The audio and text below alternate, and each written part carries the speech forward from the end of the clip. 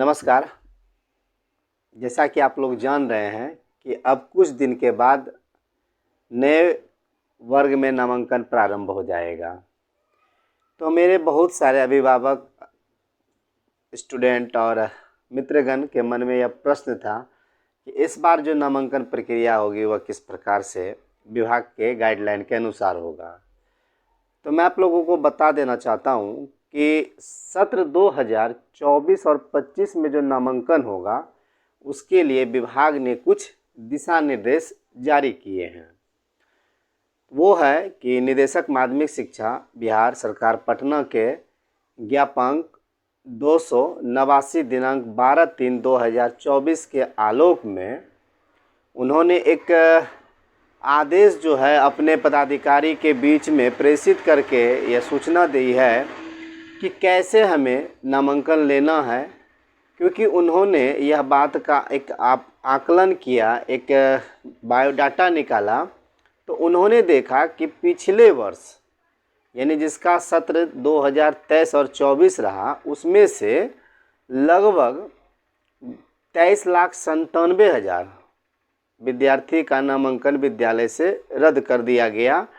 कारण था कि वह विद्यालय नहीं आते थे। उसमें से लगभग आपका 3,97,000 विद्यार्थी जो है वो जिला शिक्षा पदाधिकारी या जिला कार्यक्रम पदाधिकारी माध्यमिक शिक्षा से परमिशन लेके पुनः विद्यालय में लौट आए हैं। तो दोनों की तुलना में यह देखा गया कि लगभग 20 लाख, जी हाँ आप सही सुने हैं, लगभग 20 लाख ऐसे भी विद्यार्थी थे जिनका कि नाम तो था परंतु वो विद्यालय नहीं आया करते थे। तो सरकार ने यह मूल्यांकन किया कि भाई जो ये बच्चे थे, ये बच्चे आखिर गए कहाँ। अगर वो पढ़ने वाले थे तो वह पुनः वापस लौट के आते, जैसे कि लगभग 3,96,000 विद्यार्थी वापस आ गए।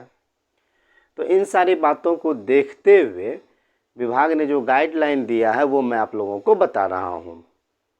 तो उन्होंने कहा है कि नामांकन के समय जो है, अब जो पेपर आप लोगों को देखना है, जो नामांकन लेते हैं मैं उनके बारे में भी बता रहा हूँ कि आपको जन्म प्रमाण पत्र देखना है। उसके बाद आपको जो अस्पताल या मिडवाइफ पंजी देखना है। उसके बाद है आपका आंगनवाड़ी अभिलेख देखना है।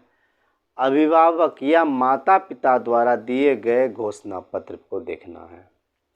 इन चारों अभिलेख के साथ साथ आधार कार्ड का भी अवलोकन नामांकन के समय करना है। ये सारे पेपर को देख के ही नामांकन लिया जाएगा। तो जो कागजात मैंने आपको बताया उस वो कागज़ अगर आपके पास नहीं है तो कृपया आप उसे बनवा लें।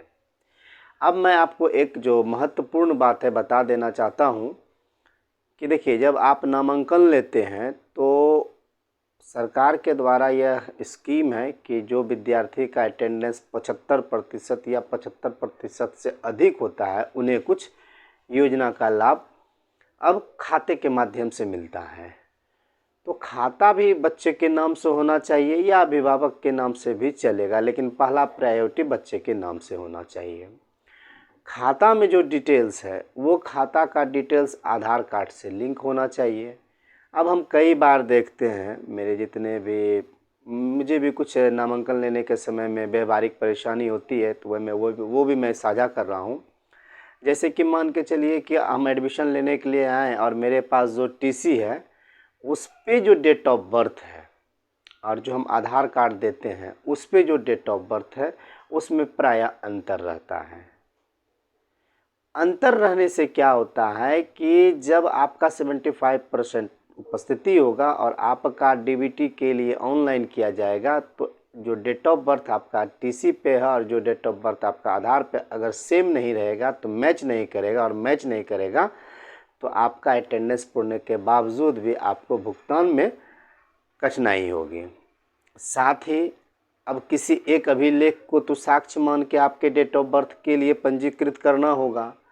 तो जनरली आप जो टीसी ला के देते हैं वो डेट ऑफ बर्थ ही वैध माना जाता है, आधार कार्ड का डेट ऑफ बर्थ वैध नहीं माना जाता है। तो मेरे जितने भी अभिभावक हैं वो कृपया ध्यान देंगे कि जो उनका टीसी में डेट ऑफ बर्थ रहेगा वही डेट ऑफ बर्थ उसके आधार कार्ड पे रहे। दोनों में अंतर नहीं होनी चाहिए। तो उस समय जो नामांकन आपका होगा, तो मैं नवम में नामांकन की बात अगर करूं तो उसमें है क्या कि आपको अष्टम पास का मूल टीसी, उसके बाद आधार कार्ड, बैंक पासबुक, फ़ोटो एवं अन्य कागजात की आवश्यकता आपको पड़ेगी। अगर इन सारे कागजात को आप व्यवस्थित करके रख लेते हैं तो मुझे आशा है कि आपको नामांकन में किसी प्रकार की कठिनाई नहीं होगी। साथ ही इस बात का भी ध्यान रखना है कि अगर आपका टीसी प्राइवेट स्कूल से निर्गत किया गया है तो वह प्राइवेट स्कूल राज्य सरकार के दिए गए जो निर्देश है उसके अनुरूप वह कार्य करे, यानी कि वह मान्यता प्राप्त हो राज्य सरकार से। अगर वो राज्य सरकार से मान्यता प्राप्त है तो आपको नामांकन लेने में परेशानी नहीं होगी। तो चूँकि अभी मौसम चल रहा है एडमिशन का, हम लोग परेशान हैं कि कैसे नामांकन हो, किस बातों पे ध्यान रखें, किस बातों पे ध्यान नहीं रखें। तो मेरे समझ में जो मुझे अति आवश्यक लगा वो बातें मैं आप लोगों के सामने रख दिया। अगर आप इन सारी कागजात का व्यवस्था कर लेते हैं तो मुझे उम्मीद है कि आपको नामांकन में भी किसी प्रकार की कठिनाई नहीं होगी।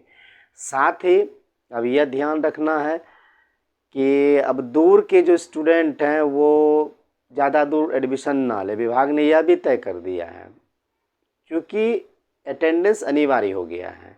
तो बच्चों का जिनका कि दूर में, जैसे मान के चलिए कि 2-3 किलोमीटर तो ठीक है चलेगा, लेकिन 2-3 किलोमीटर से ज़्यादा अगर बच्चे दूरी पे नामांकन लेते हैं तो उन्हें आने जाने की परेशानी बनी रहती है। तो प्रयास कीजिए कि आपके पोषक क्षेत्र में ही आपका नामांकन हो, ताकि आप नियमित रूप से क्लास करें और नामांकन रद्द होने की समस्या से आप बचें। तो ये बात आप लोग ध्यान रखिएगा, तो सारा कार्य सफलतापूर्वक संपन्न होगा। तो इस प्रकार की जानकारी मैं आप लोगों को दिया हूँ। अगर आप लोगों को लगता है कि यह जानकारी अन्य लोगों के पास भी होनी चाहिए तो आप इसकी जानकारी अन्य को भी दें। फिर मैं नई जानकारी लेकर आता हूँ, और इससे संबंधित अगर कोई बात, नामांकन संबंधित अगर कोई बात आपको पूछनी हो तो आप मुझे कमेंट करके पूछ सकते हैं। मैं यथासंभव आपके प्रश्नों का उत्तर देने का प्रयास करूँगा। तो मैं आप लोगों से अब आज्ञा चाहता हूँ, फिर मैं मिलता हूँ। धन्यवाद।